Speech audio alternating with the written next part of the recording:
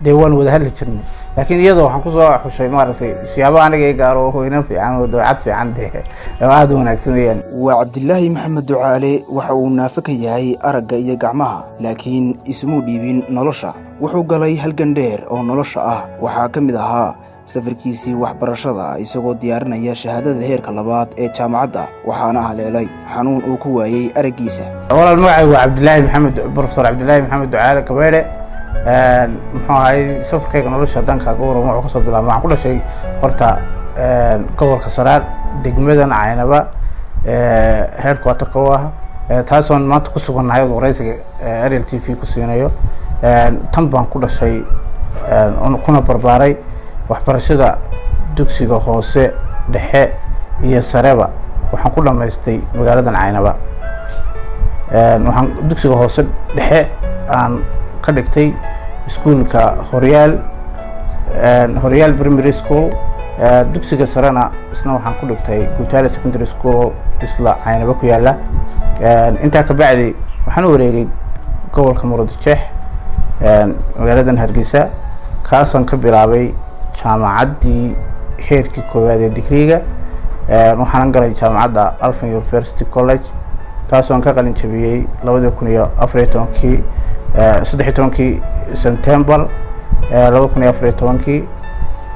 intaa ka bacdi waxaan kaloo iyadana dhinaca kale ka waday digri labaad oo ahaa CSA Civil Service Institute maxadka tababarka shaqaalaha iyo waliba anigoo maartay markaa bilaabayay shahaadada sare masterate. labada gacmood waxaan waayay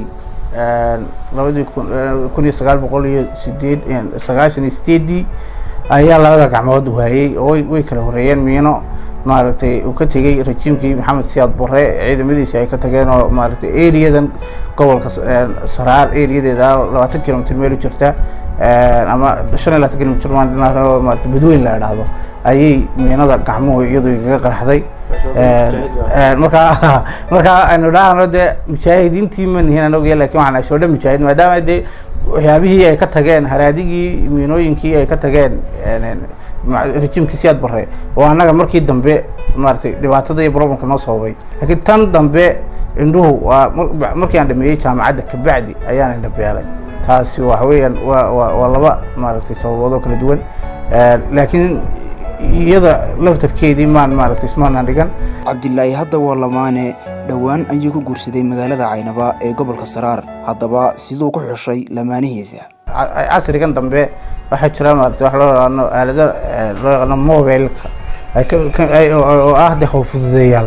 marka mobilkaas aan isticmaalayay ayaan maartay intan oo hore yaraanteedii markii aan dugsiga sare dhiganay iyaduna ka hoose dhiganaysay oo Caynaba ku yaala dhiganaysay. marka waaga wasnaqaan laakiin aqoon fiican saas kuma nasi lahayn. ka bacdi markii maartay intaan indhaha beelin ka hor ayaanu wada sheekaysan dhex maray. haddana adigu ka bacdi markii waan adigu in badan way kala fogaanay laakiin haddana ka bacdi markii aan indhaha beelay ka bacdi ayaan indhaha beelay baan wada hadalay.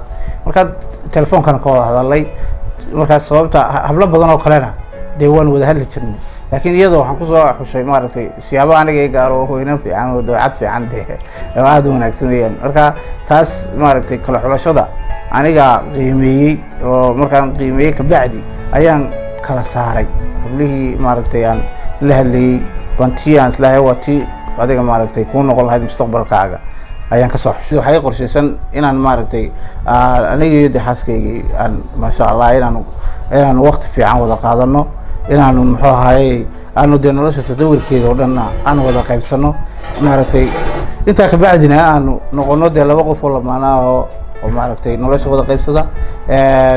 de muxuu ahaayay hawsheediina waan sii wadanayaa weli dadaalkayga iyo tadawirkii aan ugu jiray nolosha iyo halganka. waa Cabdisalaan Axmed Caawad Cabdi Jermani wararka telefishinka Ariel.